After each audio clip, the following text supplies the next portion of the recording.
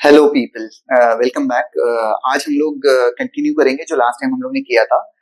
Last time हम लोग ने कुछ सारे मेथड्स देखे थे, like to solve the linear equation. जो अलग अलग तरीके के लीनियर इक्वेशन होते हैं उन लोग को सॉल्व करने के हम लोग ने मेथड्स देखे थे। इस बार हम लोग एक क्रॉस मल्टीप्लिकेशन मेथड जो हम लोग फर्स्ट क्लास से डिस्कस करेंगे। तो आज की क्लास में हम लोग क्रॉस मल्टीप्लिकेशन मेथड को ही डिस्कस करने वाले हैं। Okay, now cross multiplication method is a very easy method. The only thing is बहुत ज्यादा लोग इसको यूज करते नहीं है, बस ये कहीं कहीं काम आ जाता है, कभी यूज कर लेते हैं तो, लेकिन इतना ज्यादा फेमस नहीं है ये method. Okay, now cross multiplication method के लिए कुछ इंपॉर्टेंट कंडीशंस होती हैं।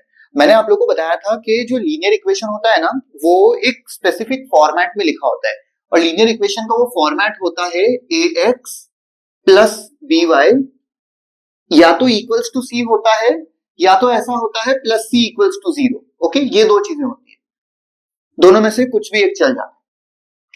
अब जब हमें क्रॉस मल्टीप्लिकेशन मेथड करना होगा तो हमें क्या करना पड़ेगा? ऑब्वियसली दो इक्वेशन है तो हमें ये सेम चीज दो बार लिखनी होगी। Again A X plus B Y plus C equals to zero, ये पहला इक्वेशन, ये दूसरा इक्वेशन। तो इसमें हम इसको दोनों सेम तो नहीं रख सकते, तो हमें कुछ तो करना पड़ेगा। So this can be termed as a1 b1 and c1।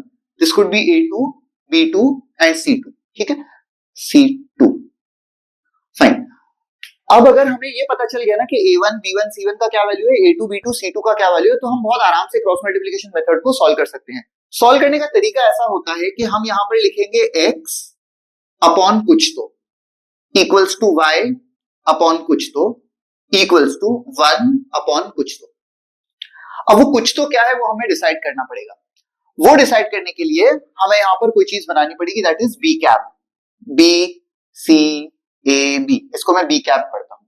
Again B cap, B C A B, that is b1 c1 a1 b1 b2 c2 a2 b2। Okay, अब इसके नीचे जो हमें डिनोमिनेटर में जो चीज लिखनी है ना, वो एक्चुअली ये है, इसको मल्टीप्लाई करना है, इसको मल्टीप्लाई करना है, ऐसे। Okay, this gets multiplied with this thing, this gets multiplied with this thing, and उन दोनों के बीच में माइनस का साइन आएगा। Okay, so this is actually b1 into c2, so that's b1 c2 minus b2 c1। Okay, अच्छा, y के नीचे हम लोग ये डालेंगे बीच वाली चीज। Again this gets multiplied with this thing, this gets multiplied with this thing, दोनों के बीच में minus sign, c1 a2, so that is c1 a2 minus sign c2 a1, that is c2 a1। Okay, and then the last thing, उसके denominator में जो बचा हुआ है वो आएगा ऐसे माइनस ऐसे। सो a1 b2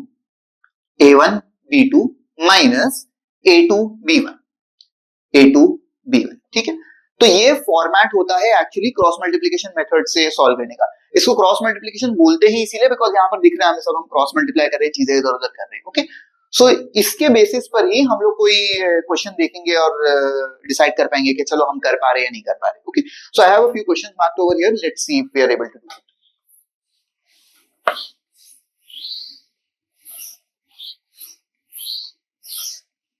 Okay, so one question that I have over here is 5x plus 4y plus 14 equals to 0. So 5x plus 4y plus 14 equals to 0. And then the other equation is 3x is equal to minus 10 minus 4y. 3x equals to minus 10 minus 4y. So ये दो equation है हमारे पास। अब इन दोनों equation में जो पहला वाला इक्वेशन है ना, उस पहले वाले इक्वेशन में हम देख रहे हैं कि हर चीज सही तरीके से लिखी हुई है, लेकिन दूसरे वाले इक्वेशन में हर चीज सही तरीके से नहीं लिखी हुई है। We have to get everything on the left hand side. So what I do is I get all of these to the left hand side, so it becomes 3x plus 4y plus 10 equals to 0। ये है मेरा पहला equation, ये है मेरा दूसरा equation. एक काम करते हैं, a b c की वैल्यूज फाइंड करते हैं for first and second equation. Okay, so for the first equation this thing would be a1, this thing would be b1 and this one would be c1। Second equation में ये होगा a2, ये होगा b2 and ये होगा c2। Okay, अब वो b cap जो था वो लिख लेते हैं हम लोग। सो b1 a1 sorry b1 c1 a1 b1, again b2 c2 a2 and b2। Okay, इनकी वैल्यूज लिखनी पड़ेगी हमें। चलो, b1 की वैल्यू क्या है? b1 की वैल्यू है 4, b2 की वैल्यू है 4, C1 की वैल्यू है 14, C2 की वैल्यू है 10, A1 की वैल्यू है 5, A2 की वैल्यू है 3, B1 एंड B2 की अगेन दोबारा यहीं से हम लोग लिख सकते हैं 4 and 4. Okay, now we have to solve this equation. Same procedure, x upon कुछ तो लिखना है. क्या लिखना है? This into this, so 4 into 10 is 40 minus this into this, 4 into 14. 4 into 14 is as good as 8 into 7, which is 56, equals to y upon. Next wala part. I have to do 14 into 3. 14 into 3 is as good as 7 into 6, which is 42. So this would be 42 minus this one. 10 into 5 is 50. So that's a 50 over, equals to 1 upon the last one. 5 into 4, which is 20, minus 3 into 4, which is 12. So that is 20 minus 12. इसको simplify करते हैं, बहुत easy है ये. So this becomes x upon 40 में से 56 subtract करेंगे तो minus 16 बचेगा, equals to y upon 42 में से 50 सब्ट्रैक्ट करेंगे तो minus 8 बचेगा, is equal to 1 upon 20 में से 12 सब्ट्रैक्ट करेंगे तो 8 बचेगा. Okay, now I can just compare any two equations and get my answers. पहले मैं इन दोनों को कंपेयर कर लेता हूं. So I will get y upon minus 8 is equal to 1 upon 8. I can just get rid of the 8 from both the sides. ये minus उधर चले जाएगा. So I'll get y equals to 1, very easy. Okay, and similarly मैं बाकी दो equation, that is ये वाला और लास्ट वाले को कंपेयर करूंगा. ऑब्वियसली बिकॉज मैं इसको नहीं ले सकता, बिकॉज इसमें ऑलरेडी एक वेरिएबल है. ऐसा जरूरी भी नहीं है, मैं उसमें भी y का वैल्यू 1 डाल के चेक कर सकता हूं. I can also take that, not a big deal. Okay, right now I will be taking this one. So x upon minus 16 equals to 1 upon 8. 8 times 1 is 8, 8 times 2 is 16. This just goes to the other side and I will get the value of that as x equals to minus 2. Okay, so x का और y का दोनों values हमें यहाँ पर मिल गया है. Also y का वैल्यू मैंने -1 लिखना चाहिए था because there is a minus sign over here, so this minus goes over there, so that's a -1. Okay, so this is how you solve linear equations by cross multiplication method. Okay, substitution method हम लोगों ने देखा था, बहुत easy था. Elimination method भी हमने देखा था, बहुत इजी था. क्रॉस मल्टीप्लिकेशन मेथड भी बहुत ज्यादा इजी है. दिक्कत ये ना कि इसमें ये सब ऐसा करना पड़ता है, इसको अरेंज करना पड़ता है, वो सब करनी पड़ती है चीजें, इसीलिए हम लोग करते नहीं है यूजुअली. ओके, बट ऐसा नहीं है कि डिफिकल्ट है, it is an easy method. Okay, एक और एग्जांपल देख लेते हैं इसमें, तो और ज्यादा चीजें क्लियर होने लग जाएंगी.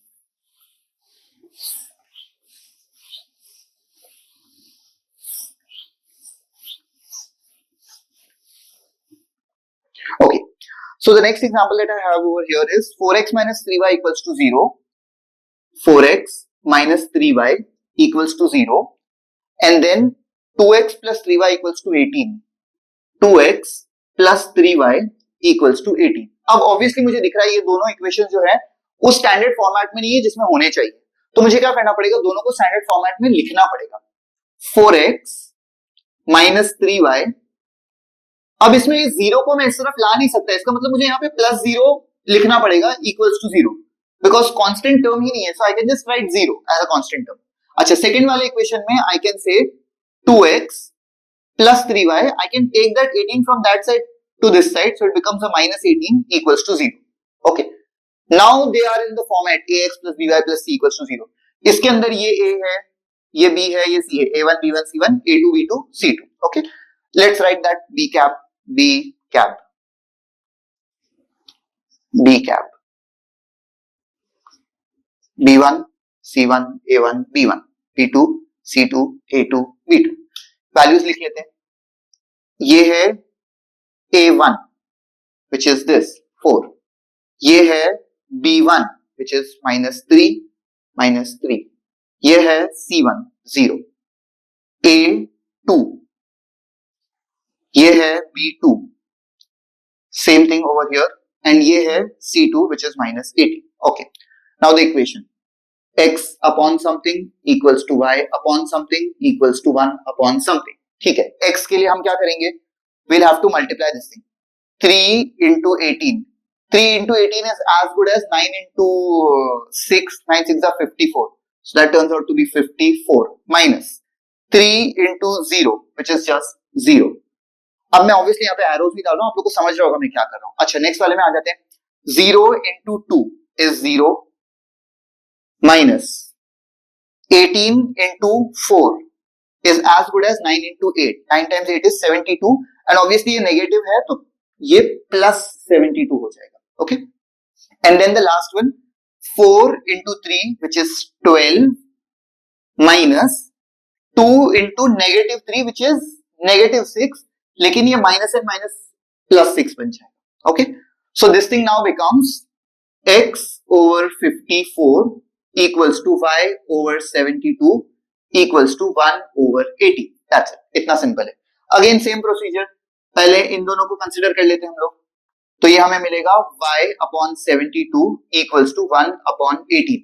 18 2 जा 36 होता है, which means 18 4 जा 72 होगा. So this 18 times 1, 18 times 4, y का value would be 4 over here. Okay, and then I'll take these two. So यहाँ पर हमें मिलेगा x upon 54 equals to 1 upon 18. Again 18 times 2 and 18 times 3 would be this thing. 18 times 1 and 18 times 3. यहाँ से हमें पता चलेगा कि x का वैल्यू 3 है. Okay, I hope this is very clear to all of you. Okay.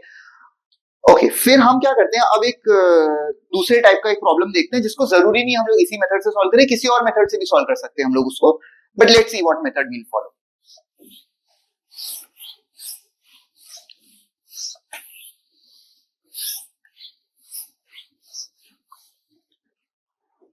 Fine. So the question I have here over here is 4x plus 6 upon y equals to 15.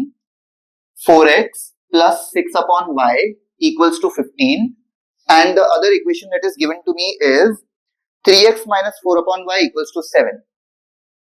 3x minus 4 upon y equals to 7. and ये question में मुझे x and y का value नहीं find करना है, question में मुझे कुछ और ही फाइंड करने बोल रहा है. वो बोल रहा है कि अगर y का वैल्यू ax minus 2 है, it says if y is equal to ax minus 2 then a का वैल्यू क्या है वो बता. अब हम देख पा रहे हैं कोई तो एक इक्वेशन दिया हुआ है जिसके अंदर a का वैल्यू फाइंड करना है और x और y का वैल्यू नहीं पता है. मतलब क्वेश्चन मुझे ये बोल ही नहीं रहा है कि x और y का वैल्यू फाइंड करो, लेकिन वो इनडायरेक्टली हमें बोल रहा है कि तुम्हें करना ही पड़ेगा. अगर a का वैल्यू फाइंड करना है तुम्हें, इसका मतलब तुम्हें x और y का वैल्यू फाइंड करना ही पड़ेगा. तो हम इन दोनों इक्वेशंस में से कैसे भी करके x और y का वैल्यू फाइंड करेंगे और फिर लाके यहाँ पे सब्स्टिट्यूट कर देंगे ताकि हमें a का वैल्यू मिल जाए. Okay, Let us see what method we can follow over here, जिसमें हमें देख के ये पता चल रहा है कि ये तो बहुत ठीक है, बहुत अच्छी सी चीज है, लेकिन लास्ट टाइम हम लोग ने देखा था वेरिएबल डिनोमिनेटर में आ जाते हैं. तो ये y ना वैसे ही हो गया, देखो ये y डिनोमिनेटर में आ गया, तो ये तो हमें नहीं चलेगा. इसका मतलब हमें उसको कुछ तो कंसिडर करना पड़ेगा. लास्ट टाइम मैंने ये बोला था 1 upon x को a मान लो, 1 upon y को b मान लो, ऐसे चलेगा. यहाँ पर मैं a नहीं मान सकता बिकॉज a ऑलरेडी यूज हो चुका है यहाँ पर. So I'll have to use something else. I would rather prefer using b for that. See, I'd say let 1 upon y equals to b. तो जो मेरे इक्वेशन है ना ये अब ऐसे दिखेंगे 4x plus 6b equals to 15 and the other equation would be 3x minus 4b equals to 7. ठीक है, ऐसे दिख रहे हैं अब मेरे इक्वेशन. थोड़ा सा और तरीके से लिखेंगे तो ये कुछ ऐसा दिखेगा 4x plus 6b minus 15 equals to 0 and this becomes 3x minus 4b minus 7 equals to 0. अब ये उसी फॉर्मेट में है a1x plus b1y plus c1, a1x plus b1y plus 7 like that plus c, a2x plus b2y plus c2 equals to 0. लेकिन यहाँ पर ना y की जगह पर b यूज हो रहा है दोनों में. तो what I can do is I can write a1 b1 c1 like values I can just write it over here. ठीक है, वो a b c बना देते हैं हम लोग, b c a b b c a b. ठीक है, this is a1 b1 b2 c1 c2 a1 a2 b1 b2. ठीक है, a1 a1 b1 which is 6 and 6 c1 negative 15. This is a2 b2 minus 4 minus 4 and this is c2 which is minus 7. Okay, now for solving this equation I'll write x upon something equals to not y upon something because y तो है ही नहीं equation में. y की जगह पर हम लोग ने सब जगह b डाला है, तो I'll have to write b upon something. Is equal to 1 upon something. चलो अभी फटाफट हम लोग देख लेते हैं। 6 7s are 42, but that would become a minus 42 because 7 खुद नेगेटिव है। ओके, 4 into 15 होता है 60 और दोनों नेगेटिव है तो ऑब्वियसली 60 ही होने वाला है। So this would be minus 60। Okay, B के डिनोमिनेटर में 15 into 3 45 होता है, लेकिन 15 नेगेटिव है तो ये माइनस 45 हो जाएगा। So that would be minus 45 minus 7 times 4 is 28, but this is a negative, so it becomes a negative 28. So that ultimately becomes a plus 28.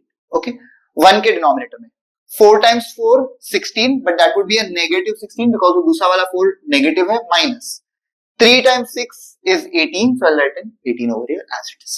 Okay, x upon 40 और 60 100 होता है तो ये minus 102 बन जाएगा, equals to b upon 45 में से हम पहले 28 निकालना है, तो 45 में से we can remove 20, so it becomes a 25. 25 में से 5 निकालेंगे तो 20 में से और 3 निकालेंगे तो it becomes 17. So that is a minus 17 equals to 1 upon 17 2s are 34. Okay, minus a 34. अब same kind of procedure इन दोनों को पहले ले लेते हैं, so it becomes b upon minus 17 equals to 1 upon minus 34. Minus minus दोनों तरफ से चले जाएगा, 17 times 1 17 times 2। इसका मतलब मुझे पता चलेगा कि b का वैल्यू है 1/2, लेकिन क्वेश्चन में तो मुझे b का वैल्यू पूछा ही नहीं है, क्वेश्चन में तो मुझे y का वैल्यू पूछा है। तो I will say okay fine, अगर b का वैल्यू 1/2 है, इसका मतलब b का वैल्यू 1/y भी था, तो y का वैल्यू 2 हुआ होगा, तभी तो यहाँ पे 1/2 आया होगा। तो I can write y equals to 2। Okay, now the next part is this thing, ये और ये इन दोनों को हम लोग कंसीडर कर लेते हैं। So that becomes x upon minus 102 equals to 1 upon minus 34. Okay, the minus sign goes away from both the sides.